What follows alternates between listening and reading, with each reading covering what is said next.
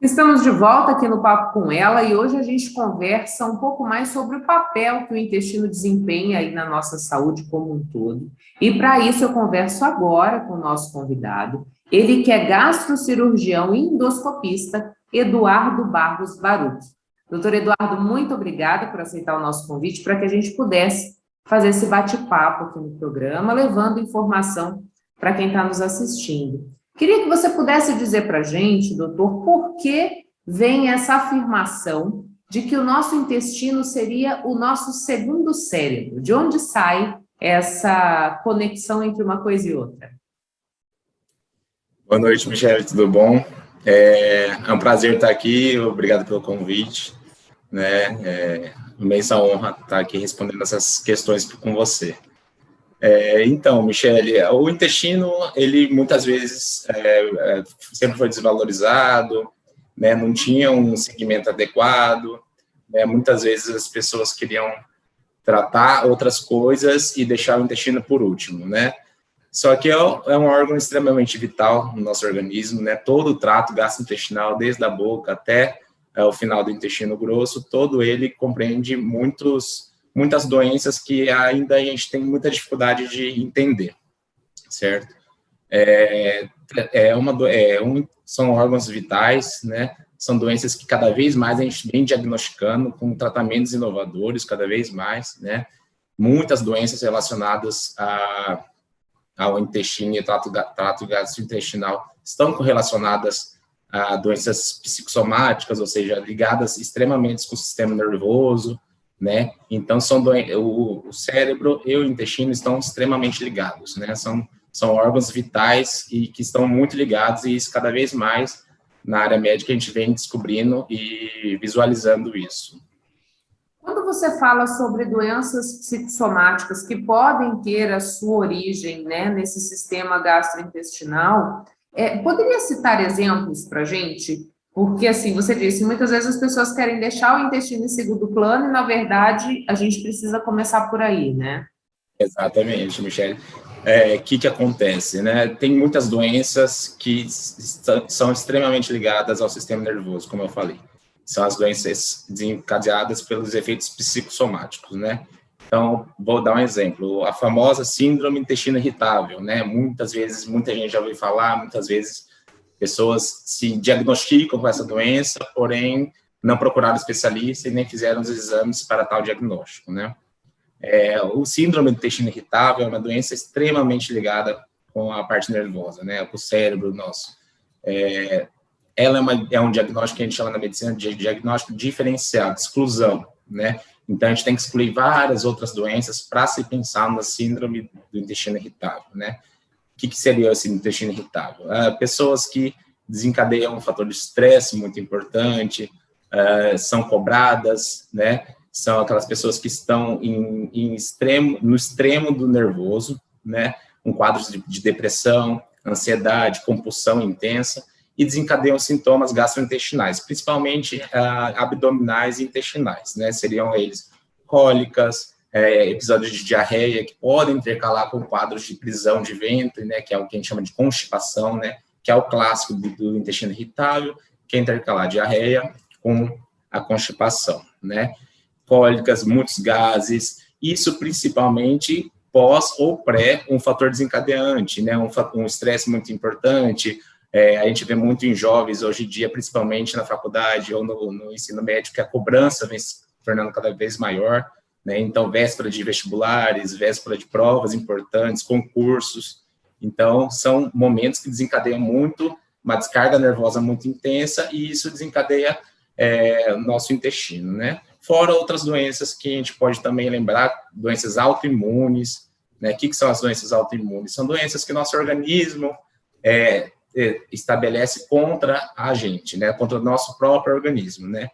Normalmente são em pessoas jovens, de 20 a 30 anos, as mais conhecidas no meio gastrointestinal, que são as colites, né? São aquelas inflamações no intestino, que também dão sintomas similares ao intestino irritável, então ficam naquela cólica, às vezes muitos episódios de diarreia, uma dor abdominal muito intensa, né? E as duas mais famosas aí, que são as mais tratadas hoje em dia, as mais estudadas na parte de gastro, que é a doença de Crohn, né? Que é uma doença autoimune super complicada, manejo de tratamento muito complicado, né? Mas cada vez mais vem melhorando. E a retocolite, que é mais comum, né? Hoje em dia, que normalmente a gente diagnostica entre os 20 e 30 anos, normalmente mulheres jovens, né?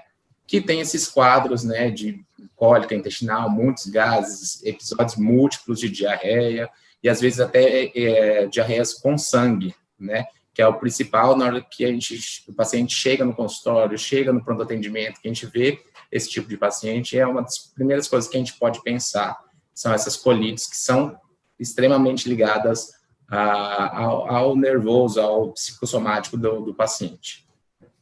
Doutor, quando a gente pensa na questão dessas pessoas que têm doenças autoimunes, ou então que têm essa síndrome do intestino irritável, claramente a gente tem um desarranjo aí desse sistema intestinal. Isso implica, por exemplo, no sistema imunológico dessa pessoa, uma vez que a gente tem boa parte dessas células de defesa no intestino? Bem pontuado. O intestino ele é vital no nosso organismo por vários motivos, né? Ele é um órgão muito extenso, né? A gente divide ele essencialmente em dois, que a gente aprende no colégio, né? Intestino fino e intestino grosso, né? Na medicina, a gente subdivide mais esse intestino, né? Porque cada área exatamente do intestino, ele faz uma função específica, né? Então, o intestino fino tem várias divisões, né? A gente divide em 3, essencialmente, e o intestino grosso em várias subdivisões também, né? Por quê? Cada parte desse organismo, desses órgãos, eles têm uma função, né? E quando ele está prejudicado, está inflamado, principalmente, ou está muito abatido por alguma doença, alguma patologia que o paciente tem, há um desarranjo total na absorção de nutrientes, absorção de sais, minerais, vitaminas, né?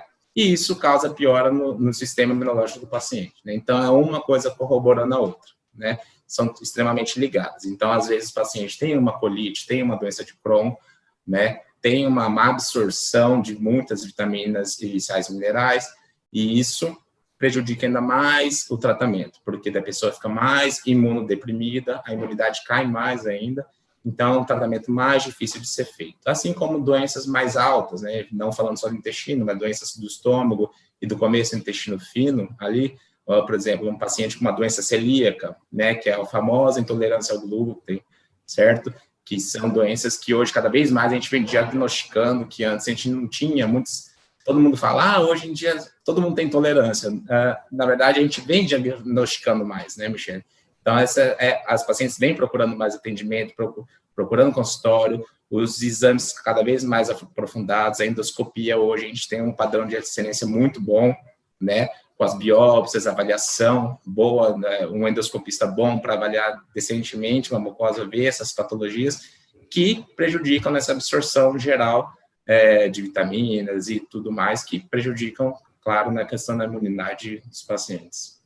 Doutor, sobre essa questão da intolerância ao glúten, da intolerância à lactose, como o senhor disse, hoje nós temos mais mecanismos para diagnóstico, mas a gente também pode dizer que com a evolução, digamos assim, com o refinar desses alimentos, né, com o progresso da indústria alimentícia, isso também colabora para esses quadros? Sim, com certeza. Hoje, cada vez mais, o nosso padrão alimentar mudou, né, Michele? O padrão alimentar que a gente tinha 30 anos atrás não é o mesmo de hoje em dia, né? Principalmente hoje no Brasil. Antes, a gente era essencialmente muito mais rural. A gente tinha muito mais acesso, especialmente aqui no Mato Grosso, que a gente tinha muito acesso a fazendas, aos feirantes, aos ribeirinhos que vendiam aquele peixe fresco, né? Então, a nossa alimentação era diferenciada. Hoje em dia, nosso padrão mudou, o padrão urbano, né? A população urbana, hoje em dia, essencialmente se alimenta de produtos industrializados, certo? E os produtos industrializados contêm muitos produtos químicos pesados, corantes, produtos para manutenção por mais tempo, para aquilo ficar numa gôndola do supermercado por meses, às vezes. E esses produtos químicos, muitas vezes, maltratam o nosso organismo, né? São o que a gente chama de, às vezes, tem muitos radicais livres que inflamam, são muito inflamatórios, são alimentos muito inflamatórios que dão gastrite, refluxo. Então, essa inflamação crônica da nossa, que a gente chama de mucosa, que é essa parede que tem todo o trato gastrointestinal, tem essa inflamação crônica que vai se tornando, transformando as doenças do trato intestinal tão importantes e das intolerâncias, né? Tem, hoje em dia, esses alimentos muito ultraprocessados, que são os famosos ultraprocessados, eles têm carboidratos de curta cadeia, então eles produzem mais gases, produzem mais intolerância, o paciente fica mais empachado, né? Dá aquela plenitude no estômago, né? Então, esses alimentos, hoje em dia, mudou muito o padrão e, com isso, veio novas intolerâncias, veio diagnósticos mais aprofundados, fora, claro, o aprimoramento dos exames, que hoje em dia são padrão ouro para diagnóstico dessas intolerâncias. A gente pode afirmar, então, doutor, que a nossa alimentação ela tem ligação direta com manter a saúde intestinal ou do sistema gastrointestinal? Com certeza, Michele. Aquela clássica frase, né? Você é o que você come, é o que predomina na gastro, né? Essencialmente, tudo que você come vai afetar diretamente seu organismo, independente de ser no estômago, no esôfago, no intestino, mas em todo o organismo, no seu fígado, nos seus rins, no seu cérebro, né? Porque tudo que você se alimenta, ali vem a fonte de vitaminas, vem a fonte de energia que você vai ter e consumir, né? Então, se você tem uma alimentação desregrada, se você tem uma alimentação rica em produtos ultraprocessados, gorduras, isso tudo, cronicamente, vai desenvolver doenças que podem prejudicar o seu organismo como um todo, não só da parte do trato gastrointestinal, com certeza. Queria falar um pouquinho mais do intestino, porque eu tenho visto muitas coisas, isso vem me chamando a atenção. Por exemplo, muitas mulheres com quadros de candidíase de repetição, de muitas crises de herpes, e muitos profissionais dizendo que isso pode ter uma ligação direta com a saúde intestinal. O senhor pode explicar para a gente aí qual que é a ligação de uma coisa e outra? Sim. A questão da parte de candidíase, herpes e tudo mais, Michele, vem muito associada à questão que a gente tinha falado anteriormente da imunidade, né? Então, quando há uma queda da imunidade muito importante, quando há uma queda das células de defesa do nosso organismo, esses organismos, no caso vírus, ou fungos, ou bactérias, eles proliferam a ponto de desenvolver a doença, né? Era muito comum nos anos 90 você ver os famosos quadros de AIDS muito intenso, que o paciente tinha uma imunidade lá embaixo e desenvolviam essas doenças, lógico, de uma forma muito mais exacerbada, né? Só que isso tem íntima relação com a imunidade, né? E, claro, se você tem uma saúde intestinal prejudicada, se você tem uma colite, se tem uma absorção, uma intolerância muito intensa, que não faz um tratamento adequado, isso desenvolve uma piora no quadro de imunidade, consequentemente, as pacientes, mulheres ou homens, podem desencadear essas doenças que são comuns em imunodeprimidos, que a gente na medicina fala, que são esses pacientes que têm uma imunidade prejudicada, certo? E o que a gente pode falar sobre desbiose nesse processo? Desbiose. E a desbiose é uma alteração. O que é a desbiose? É vida alterada no nosso intestino, né?